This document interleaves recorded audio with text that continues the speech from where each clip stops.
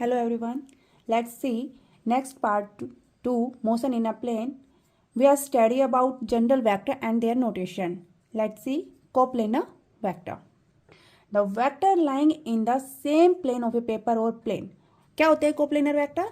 Coplanar vector friends वो होते हैं जो सेम प्लेन में लाई करते हैं. ठीक है, कोई भी वेक्टर जो सेम प्लेन में लाई करते हैं वो क्या होते हैं हमारे फ्रेंड्स? वो होते हैं हमारे कोप्लेनर वेक्टर. जैसे कि देखिए हमारे पास कुछ ये वेक्टर हमारे पास वेक्टर ए हो गया, यहाँ पे देखिए हमारे पास ये दूसरा वेक्टर हो गया,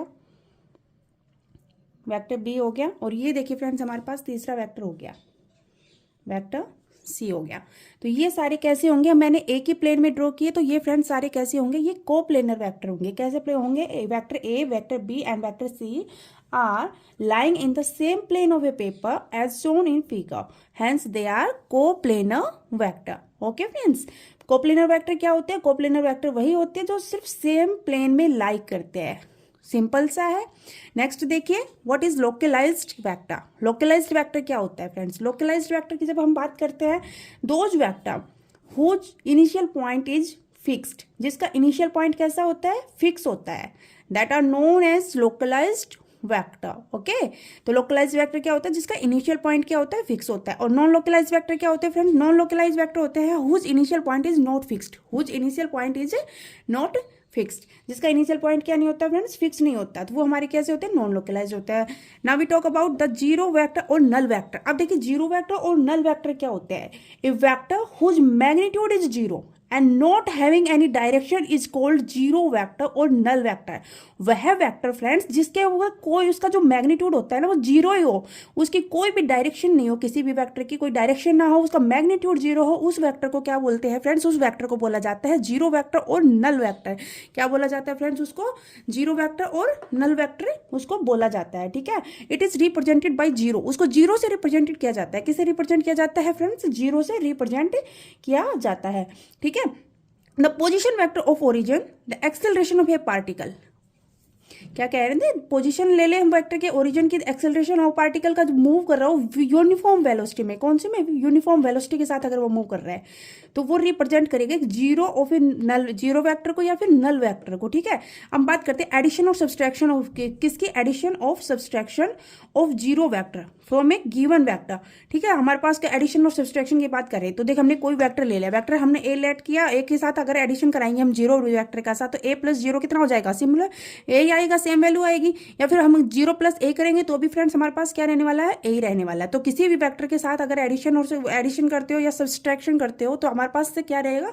वही वेक्टर आ जाएगा. ठीक है, क्या आ जाएगा? सेम वेक्टर आ जाएगा. If zero multiply by vector by any vector scalar number it gives the zero vector. क्या कर रहे हो आप? किसी भी वेक्टर को अगर जीरो से मल्टीप्लाई करते हो तो वही सेम अपने जो नेचुरल नंबर की तरह जो हम नॉर्मली मैथमेटिकल जो कोई वो करते हैं कि जीरो से कोई टकराएगा चूर चूर हो जाएगा, तो यहाँ पे अगर आप जीरो से मल्टीप्लाई करे हो किसी भी वेक्टर को तो वो हमारे पास फ्रेंड्स क्या हो जाएगा? जीरो हो जाएगा. लेकिन एडिशन और सब्सट्रैक्शन में जीरो नहीं होगा. क्या होगा? वही वेक्टर सेम आ जाएगा. ठीक है, तो ये होता है हमारा जीरो वेक्टर और null vector. See position and displacement vector. What is position and displacement vector? There are two types of vector which are as follow. ठीक है, कितने वेक्टर होते हैं हमारे पास? टू टाइप के वेक्टर होते हैं friends, position vector and displacement vector. Okay, तो पोजीशन वेक्टर की जब बात करते हैं तो position vector A vector which gives position of an object with reference to the origin of a coordinate system. ठीक है, देखिए पोजीशन वेक्टर क्या कहता है? पोजीशन वेक्टर हमें क्या बताता है? किसी भी ऑब्जेक्ट की पोजीशन को बताता है. और कहाँ कब बताता है? With reference to the origin. Origin के रेफरेंस में बताता है कि कोई भी जो ऑब्जेक्ट है उसकी पोजीशन कहाँ है. ठीक है, किसके बारे में बता रहा है? किसी भी ऑब्जेक्ट के पोजीशन के बारे में बता रहा है विद रेफरेंस टू ओरिजिन. ठीक है, तो ये हमारा इसको रिप्रेजेंट किससे करते हैं? It's represented by a symbol R. R से इसको क्या किया जाता है? पोजीशन वेक्टर को रिप्रेजेंट किया जाता है फ्रेंड्स. ठीक है, तो यहाँ पे देखिए प्रोवाइड्स टू इन्फॉर्मेशंस, तो ये हमें दो इन्फॉर्मेशंस प्रोवाइड्स कराता है. क्या क्या कराता है? It tells us about the minimum distance. ये हमें किसके बारे में बताता है? मिनिमम डिस्टेंस के बारे में of an object from the origin, कि किसी भी ओरिजिन से कोई भी जो ऑब्जेक्ट है वो किसी भी ओरिजिन से उसकी मिनिमम डिस्टेंस क्या है उसके बारे में बताता है. और दूसरी चीज हमें क्या बताता है? It tells us about the direction of the object with respect to the origin. क्या बताता है? डायरेक्शन ऑफ ऑब्जेक्ट बताता है कि ओरिजिन के रिस्पेक्ट में ऑब्जेक्ट की डायरेक्शन क्या है और उसके मिनिमम डिस्टेंस क्या है ओरिजिन से ऑब्जेक्ट की। तो ये दो चीज़ें क्या है पोजीशन वेक्टर हमें बताता है फ्रेंड्स। तो यहाँ पे देखिए हमारे पास ये क्या है, ये हमारे पास देखिए एक्स वाई प्लेन है। एक्स वाई प्लेन में हमारे पास ओरिजिन ये देखिए ओके क्या है, ये वाला पॉइंट हमारे पास फ्रेंड्स ओरिजिन हो गया। ठीक है, अब हम बात करते हैं एक्स वाई प्लेन में हमारे पास क्या है। एक्स हम सपोज करते हैं कि हमारे पास एक्स वाई प्लेन के अंदर ओरिजिन ओ के साथ हमारे पास क्या है, एक वेक्टर है, ए वेक्टर है, क्या है ए क्या हमारे पास यहाँ पे वेक्टर है फ्रेंड्स। ठीक है, तो ये हमारे क्या है पोजिशन वेक्टर ऑफ ए। ये क्या शो कर रहा है यहाँ पे, ओ ए क्या शो कर रहा है फ्रेंड्स, पोजिशन वेक्टर बता रहा है ए वेक्टर की। ठीक है, तो यहाँ पे O A the position vector of object at point A. ठीक है, तो यहां हम इसको कैसे लिख सकते हैं, O A is equal to small are.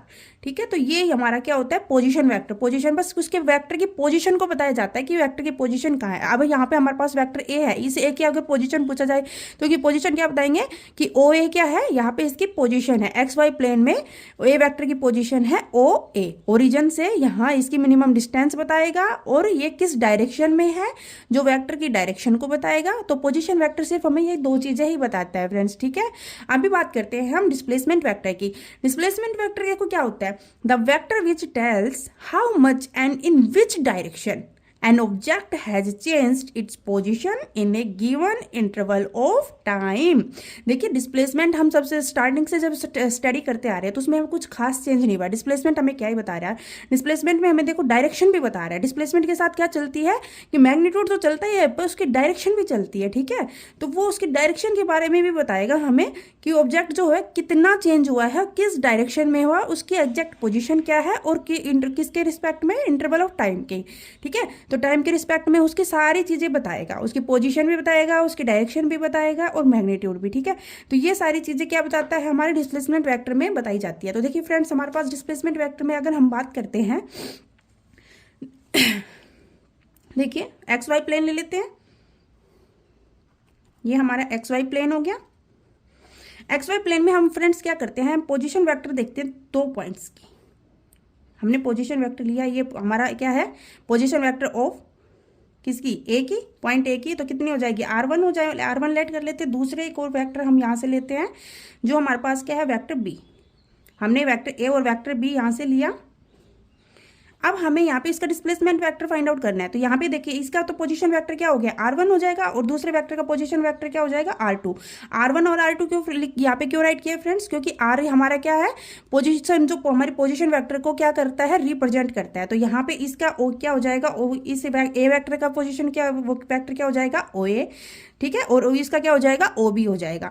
तो यहाँ से R1 और R2 से हमने इसको क्या किया है फ्रेंड्स रिप्रेजेंट किया है। अब बात करते हैं डिस्प्लेसमेंट वेक्टर की। डिस्प्लेसमेंट वेक्टर क्या होता है, तो डिस्प्लेसमेंट क्या बताता है हमें, डिस्प्लेसमेंट क्या बताता है, ये हमें क्या बताएगा, ये इनिशियल और फाइनल के जो बीच की हमारी जो डिस्टेंस रहेगी, जो शॉर्टेस्ट डिस्टेंस होती है इनिशियल और फाइनल पॉइंट के बीच में, वही तो बताता है ना। तो यहाँ पे भी क्या बताएगा, वही चीज बताएगा। ठीक है, तो यहाँ पे हमारे पास क्या हो जाएगा, देखिए इन दोनों को मीट करा देते हैं, वेक्टर ए को वेक्टर बी से मीट करा देते हैं। ये वाले थोड़े सा रॉन्ग हो गया, सॉरी। तो देखिए वेक्टर ए को वेक्टर बी से यहाँ पे मीट करा देते हैं। तो ये जो हमने मीट कराया, ये वाली जो लाइन है, ये वाली लाइन, ये हमें क्या शो कर रही है, डिस्प्लेसमेंट वेक्टर को बता रही है। डिस्प्लेसमेंट वेक्टर यानी इन दोनों के बीच में कितना चेंज है। तो इसको हम किससे शो करेंगे, डेल आर से शो कर देंगे। डेल आर क्या हो जाएगा, तो यहाँ पे देखिए डेल आर क्या हो जाएगा, इन दोनों का डिफरेंस हो जाएगा डेल आर। तो हम पोजीशन वेक्टर को कैसे फाइंड आउट करते हैं, देखिए हम यहाँ पे कोऑर्डिनेट लेट कर लेते हैं। यहाँ पे हम ए जो हमारा पोजीशन, ये वेक्टर ए है, वेक्टर ए के कोऑर्डिनेट हम लेट कर लेते हैं x1 एंड y1, क्योंकि xy प्लेन में बने हैं। और इधर y इस b वाले के हम लेट कर लेते हैं कि कोऑर्डिनेट इसके क्या है x2 एंड y2। ठीक है फ्रेंड्स, हमने इनके कोऑर्डिनेट क्या कर लिए, मान लिए।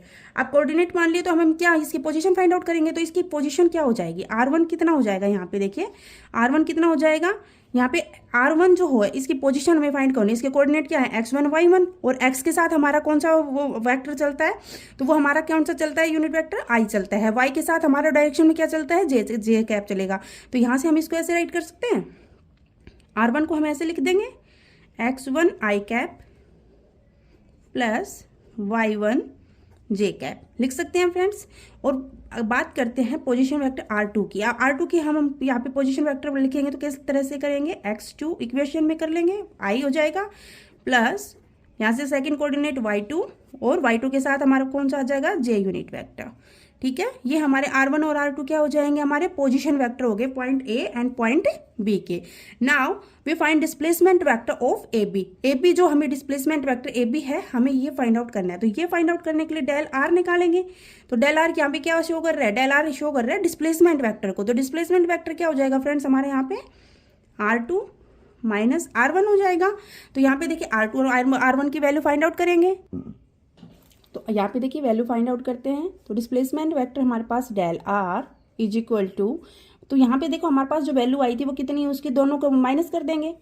तो यहाँ पे कितना हो जाएगा, x2 माइनस x1 इंटू आई कैप, क्योंकि आई वाली जो टर्म थी, हमने आई कैप जो यूनिट वेक्टर की जो टर्म थी, हमने क्या किया, उनका डिफरेंस फाइंड आउट कर डिफरेंस करेंगे ना। प्लस क्या हो जाएगा y2 माइनस y1, और इधर हमारे पास यूनिट वेक्टर क्या आ जाएगा, दोनों का कॉमन जे कैप। ठीक है, तो यहाँ से हमने डेल आर फाइंड आउट किए। तो यहाँ पे क्या करेंगे, अब इसका मैग्नीट्यूड फाइंड आउट करेंगे। मैग्नीट्यूड के लिए क्या करेंगे, मैग्नीट्यूड के लिए हम क्या करेंगे, यहाँ पे इसका मैग्नीट्यूड फाइंड आउट करेंगे फ्रेंड्स। तो यहाँ पे हमारे पास डेल आर कितना हो जाएगा, अंडरूट x2 माइनस x1 का होल स्क्वायर हो जाएगा अंडरूट में, प्लस y2 माइनस y1 का होल स्क्वायर। तो ये हमारे पास फ्रेंड्स क्या आ जाएगा, magnitude and displacement is either less, यहाँ पे जो मैग्नीट्यूड होगा वो हमारा क्या होगा, लेस या इक्वल होगा पाथ लेंथ के, और path length of object between two points. हमारे जो दो पॉइंट्स थे, उन दोनों पॉइंट्स के बीच में फ्रेंड्स क्या हो जाएगी, जो दो पॉइंट ए और बी के बीच की जो शॉर्टेस्ट डिस्टेंस थी, वो या तो डिस्प्लेसमेंट क्या होता है, या तो डिस्टेंस के इक्वल होता है, या फिर क्या होता है फ्रेंड्स, उससे लेस देन होता है, उससे ग्रेटर तो मिलेगा नहीं। तो या तो क्या होगा, लेस होगा हमारा ये, और या फिर इक्वल होगा। ठीक है, तो यहाँ पे देखिए magnitude of displacement vector in 3D is given bye, तो देखो अभी हमने ये 2D का निकाला XY प्लेन का। अगर हमारे पास किस में हो, 3D के अंदर हो फ्रेंड्स, किस में आ जाए, अगर हमसे मैग्नीट्यूड डिस्प्लेसमेंट वेक्टर किस में पूछ लिया जाए, 3D में पूछ लिया जाए, तो 3D में पूछेंगे तो सेम यही फॉर्मूला हम अप्लाई कर देंगे डिस्प्लेसमेंट वेक्टर का। अंडरूट यहाँ पे कितना हो जाएगा, x2 माइनस x1 का square plus y2 minus y1 का स्क्वायर, प्लस थर्ड एक्सिस आ जाएगी, उसमें हमारे कोऑर्डिनेट क्या आ जाएंगे, x1 y1 z1, x2 y2 z2, x3 y3 z3, sorry 3 वाला नहीं आएगा, x1 y1, ठीक है, और यहाँ से हमारा z1 हो जाएगा, x1 y1 z1, x2 y2 z2। तो यहाँ से हमारे पास क्या हो जाएगा, 3D में पूछेंगे तो z2 माइनस z1 हो जाएगा, z2 माइनस z1 का स्क्वायर। तो ये हमारा पास 3D में हो जाएगा। 2D में हमारे पास ये वाला फॉर्मूला अप्लाई होगा। तो ये हमने बात किया डिस्प्लेसमेंट वेक्टर की। ओके फ्रेंड्स, देखिए फ्रेंड्स, अब बात करने वाले हैं एडिशन ऑफ वेक्टर की। एडिशन ऑफ वेक्टर में there are 3 methods of addition of vector. हमारे पास 3 मेथड होते हैं इसके एडिशन ऑफ वेक्टर के। तो यहाँ पे फर्स्ट मेथड हमारे पास होता है triangle law of vector addition. क्या होता है, triangle law of vector addition. इसमें ट्रायंगल हमारे पास उसके वेक्टर का इसका ऐड देखते हैं, ट्रायंगल लॉ क्या होता है। तो इसमें हमारे पास हमने देखिए क्या लिया, वेक्टर ए लिए, हमारे पास किसी भी ट्रायंगल के हमने 2 वेक्टर ले लिए। ठीक है, ये हमारे 2 वेक्टर हो गए फ्रेंड्स। यहाँ पे देखो पहले मैंने ड्रॉ कर लिया। ठीक है, तो यहाँ पे देखिए ये वेक्टर हमारे पास क्या है फ्रेंड्स, ए है, एंड ये वेक्टर हमारे पास क्या है फ्रेंड्स, बी है। ठीक है, तो ये हमारे पास यहाँ पे 90 डिग्री का एंगल मेक हो रहा है। तो यहाँ पे देखिए फ्रेंड्स, ये जो दोनों हमारे वेक्टर है, vector A and vector B, ठीक है, इनके बारे में बात करें, इन दोनों का both in magnitude and direction by the 2 side of A triangle taken in the same order. दोनों का जो हमारा क्या रहेगा, मैग्नीट्यूड और डायरेक्शन दोनों का क्या रहेगा फ्रेंड्स, सेम रहने वाला है। ठीक है, तो यहाँ पे रिजल्टेंट की जब बात करते हैं तो रिजल्टेंट यहाँ पे क्या हो जाएगा, दोनों वेक्टर का रिजल्टेंट हमारे पास ट्राइंगल लॉ में फ्रेंड्स ये हो जाएगा, इन दोनों का जो वेक्टर ए का और वेक्टर बी के बीच को, इन दोनों को मीट करा के हमारे पास रिजल्टेंट क्या हो जाएगा, ये वाला हो जाएगा। ठीक है, तो ये हमारा क्या हो जाएगा, इस ट्राइंगल में हमारा रिजल्टेंट हो जाएगा। तो यहाँ पे देखिए फ्रेंड्स, यहाँ पे थर्ड साइड होगी, वो हमारा रिजल्टेंट हो गया। और इसको हम अब किस तरह से लिख सकते हैं वो देखते हैं। तो यहाँ पे देखिए, ये जो हमारा एंगल हो रहा है किसका बीच का, ये हमारा जो एंगल हो रहा है कि वेक्टर ए और वेक्टर बी के बीच का एंगल है, वो हमारा क्या है, थीटा। और बात करते हैं किसकी, आर के साथ, जब रिजल्टेंट के साथ ये एंगल बना रहे हैं तो वो एंगल हमारे पास क्या हो जाएगा, अल्फा हो जाएगा। ठीक है, क्या हो जाएगा, अल्फा लेट कर लेते हैं। तो यहाँ पे देखिए फ्रेंड्स, ट्रायंगल लॉ में क्या होता है, ट्रायंगल लॉ में वेक्टर एडिशन देखेंगे तो यहाँ पे हमारे पास देखिए आर, देखिए आर क्या है, यहाँ पे रिजल्टेंट, तो यहाँ पे रिजल्टेंट क्या हो जाएगा, vector A plus vector B कर देंगे। ठीक है, इन दोनों वेक्टर का आप ऐड कर दोगे तभी तो तीसरा वेक्टर ये आया है। तो यहाँ पे यही तो हमें बताना है इस ट्रायंगल लॉ में, और क्या बताना है हमें, यही बताना है कि इसको हम कैसे लिख सकते हैं। तो ये देखिए, हम इसको रिजल्टेंट क्या हो जाएगा, यहाँ पे vector A plus vector B हो जाएगा, या फिर हम इसको रिवर्स में भी लिख सकते हैं friends, vector B plus vector A भी लिख सकते हैं। तो ये हमारे पास क्या हो गया, रिजल्टेंट हो गया। अब बात करते हैं the resultant R can be calculated. ठीक है, तो आर को हम कैसे कैलकुलेट करेंगे, आर को कैलकुलेटेड करेंगे हम r is equal to under root, यहाँ पे देखिए हम क्या करेंगे, इसको ऐसे लिखेंगे a square plus b square plus 2ab cos theta. ये ट्राइंगल लॉ में हमारा क्या हो जाएगा, हमारा रिजल्टेंट हो जाएगा। अगर आपसे रिजल्टेंट फाइंड आउट करना है वेयर, यहाँ पे थीटा हमारे पास क्या हो जाएगा friend, theta is the angle between, theta किसके बीच का एंगल है, theta is the angle between A and, किसका हो जाएगा, ए एंड बी के बीच का, क्योंकि ये ए के और बी से बी के साथ बन रहा है। तो यहाँ पे theta is the angle between A and B. तो ए और बी के बीच का एंगल हमारे पास क्या हो गया फ्रेंड्स, यहाँ पे थीटा हो गया है। तो यहाँ पे हमारे पास रिजल्टेंट ट्राइंगल लॉ में ये रहने वाला है ना। R makes an angle alpha, R क्या बना रहा है, एंगल अल्फा बना रहा है, किसके साथ बना रहा है, ए के साथ बना रहा है। आर एंगल अल्फा बना रहा है ए के साथ, ठीक है। यहाँ पे देखिए किसके साथ बना रहा है, ए के साथ बना रहा है। तो यहाँ पे हम अगर फाइंड आउट करना चाहिए, यहाँ पे देखिए एक तो रिजल्टेंट हमारा ट्राइंगल लॉ में ये हो जाएगा a square plus b square plus 2ab cos theta का अंडरूट, ठीक है। और यहाँ पे अगर हम बात करें टेन अल्फा की, किसकी बात करें, यहाँ पे किसकी, इस एंगल के बारे में बात कर रहे हैं, टेन अल्फा। तो टेन अल्फा हमारे पास यहाँ पे कितना हो जाएगा फ्रेंड्स, यहाँ पे टेन अल्फा हो जाएगा हमारा यहाँ बी साइन थीटा, कितना हो जाएगा, b sine theta upon a plus B कोश थीटा। तो ये हमारे पास क्या हो जाएगा, टेन अल्फा हो जाएगा ट्राइंगल लॉ में फ्रेंड्स, और ये हमारे पास क्या हो जाएगा, रिजल्टेंट हो जाएगा। ठीक है, कोई भी हमें न्यूमेरिकल आ गया तो इन दोनों की हेल्प से हम उसको फाइंड आउट कर लेंगे। हम बहुत सारे न्यूमेरिकल करने वाले हैं, तो वो हम नेक्स्ट वीडियो में कवर करेंगे। ठीक है, now we talk about the parallel. Second हमारा कौन सा हो जाएगा, फर्स्ट हमारा triangle law of vector addition हो गया, सेकंड हमारे पास हो जाएगा पैरेललोग्राम लॉ, पैरेललोग्राम लॉ। ठीक है, ये हमारे पास क्या पैरेललोग्राम कैसे होता है, नॉन जीरो वेक्टर होता है जिसमें ए एंड बी रिप्रेजेंट किए जाते हैं two adjacent sides of parallelogram. ठीक है, then the resultant is given by the diagonal of the parallelogram passing through the point of intersection by two vector. तो उसमें हमें क्या फाइंड आउट करेंगे, सिमिलर उसकी तरह हम रिजल्टेंट भी देखेंगे उसके, और जो एंगल बनेंगे उसमें टेन अल्फा और टेन बीटा, उसकी वैल्यू भी हम देखेंगे कि पैरेललोग्राम में टेन अल्फा और टेन बीटा की वैल्यू क्या रहेगी। ठीक है फ्रेंड्स, तो ये देखिए हमारे पास पैरेललोग्राम लॉ में हम एक पैरेललोग्राम बनाएंगे। यहाँ पे हमारे पास वेक्टर ए है, वेक्टर बी है, इसका जो रिजल्टेंट रहेगा, इसमें पैरेललोग्राम में रिजल्टेंट रहेगा वो हमारा क्या रहेगा, ये वाला इन दोनों वेक्टर के बीच में से जाएगा। ठीक है, इन दोनों वेक्टर के बीच में से यानी डायगोनल के अलोंग जाएगा, तो ये हमारा रिजल्टेंट हो जाएगा। तो इन दोनों का ये रिजल्टेंट कितना हो जाएगा, vector A plus vector B. ठीक है, जैसे ट्रायंगल में अब यहाँ पे देखो ट्रायंगल लॉ भी तो अप्लाई हो रहा है ना। ठीक है, तो यहाँ पे क्या हो रहा है, ट्रायंगल लॉ भी अप्लाई हो रहा है। यहाँ पे देखिए ये दो वेक्टर हैं और इनके यहाँ पे तीसरी साइड क्या हो जाएगी, इसका रिजल्टेंट हो जाएगी, या फिर अगर पैरेललोग्राम में देखेंगे तो क्या हो जाएगा, इसका डायगोनल हो जाएगा। तो ये हमारा क्या हो गया, रिजल्टेंट हो जाएगा, R is equal to A plus B हो जाएगा। तो मैग्नीट्यूड ऑफ आर क्या हो जाएगा फ्रेंड्स, यहाँ पे अगर हम आर की बात कर रहे हैं, मैग्नीट्यूड ऑफ आर की बात करें तो मैग्नीट्यूड ऑफ आर कितना हो जाएगा, यहाँ पे हमारे पास ए का square vector A square plus vector B square plus 2ab cos theta, क्योंकि ट्रायंगल लॉ में हमारा रिजल्टेंट यही रहता है, इसमें भी क्या है, ट्रायंगल लॉ अप्लाई हो रहा है। तो यहाँ पे हमारा theta is the angle between A and B. Theta किसके भी क्या एंगल था हमारा, थीटा जो किसके बिटवीन था, ए और बी के बिटवीन था। तो यहाँ पे हमारे पास देखिए टेन अल्फा फाइंड आउट करेंगे, तो टेन अल्फा क्या हो जाएगा, एक एंगल अल्फा और एक एंगल बीटा। तो टेन अल्फा हमारे पास कितना हो जाएगा, टेन अल्फा हो जाएगा b sine theta, b sine theta upon a plus b cos theta. Similar उसी की तरह हो जाएगा ये वाला एंगल हमारा। ठीक है, जो रिजल्टेंट और वेक्टर ए के बीच में बन रहा है टेन अल्फा, वो हमारे पास क्या हो जाएगा, b sine theta upon a plus B का कोस ए प्लस बी कोस थीटा हो जाएगा। अब बात करते हैं फ्रेंड्स टेन बीटा की, कि अब दूसरा एंगल हमारे पास ये किसके साथ बना रहा है, यहाँ पे देखिए बी के साथ बना रहा है रिजल्टेंट। तो यहाँ पे टेन बीटा की अगर हम बात करें तो टेन बीटा कितना हो जाएगा, टेन बीटा यहाँ पे हो जाएगा ए साइन थीटा, यहाँ पे देखिए बी साइन थीटा था, ए साइन थीटा अपॉन ये हो जाएगा फ्रेंड्स हमारे पास बी ए कोस थीटा, अपोजिट हो जाएगा। हमने ये वाला एंगल अल्फा निकाला, ये रिजल्टेंट किसके साथ बना रहा है, बी के साथ, और एंगल जो अल्फा था वो किसके साथ बना रहा था, वेक्टर ए के साथ।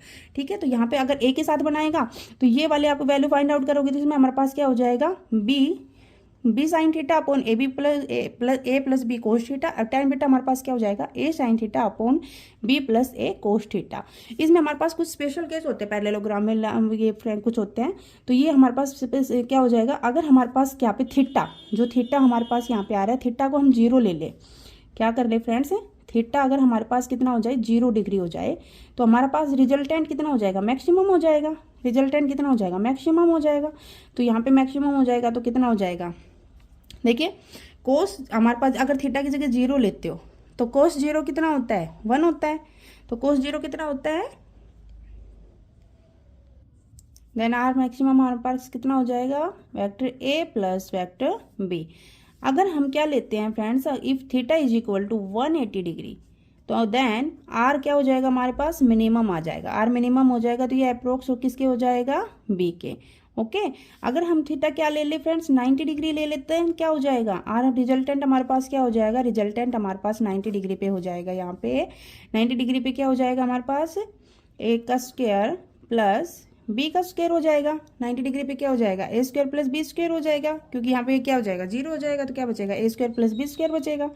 ठीक है, तो यहाँ पे हमारे पास ये क्या कैलकुलेट कर लेंगे, मैग्नीट्यूड एंड डायरेक्शन बताएगा हमारा जो रिजल्टेंट रहेगा ये। ठीक है, now we talk about polygon law of vector addition. Polygon law की जब बात करते हैं तो पॉलीगन लॉ में देखिए फ्रेंड्स क्या होता है, vector are represented both in magnitude and direction by the side of a polygon taken in the same order.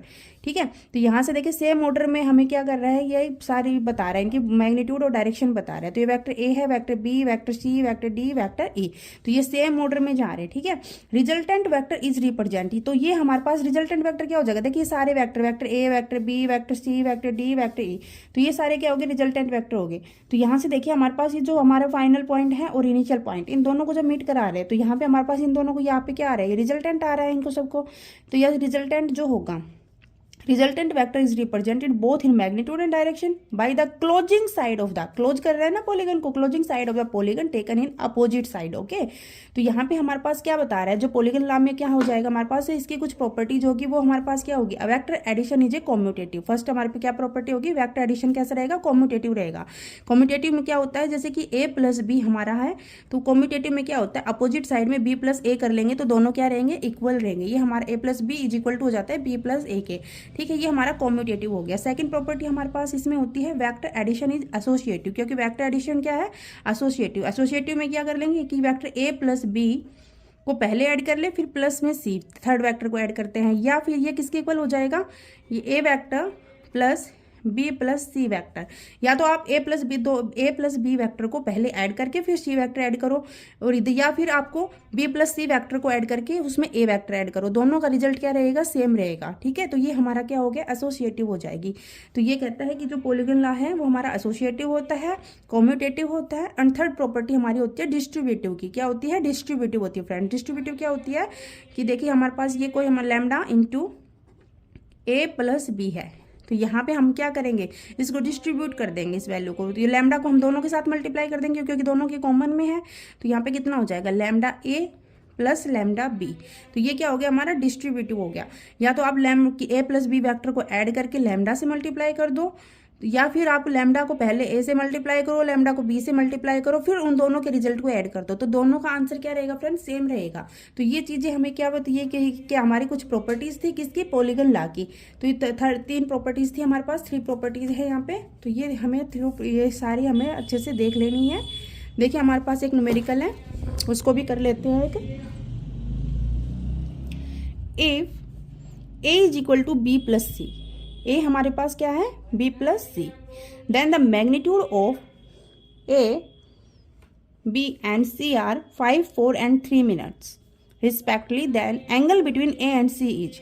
आपको क्या बताना है, देखिए ए आपके पास क्या गिवन है, आपके पास ए गिवन है, B A is equal to है बी प्लस सी। ठीक है, और ए बी सी आपके पास वैल्यू गिवन है 5, 4 एंड 3 मिनट्स, और एंगल हमें बताना है किसके बिटवीन, ए एंड सी के बिटवीन हमें जो एंगल है वो बताना है।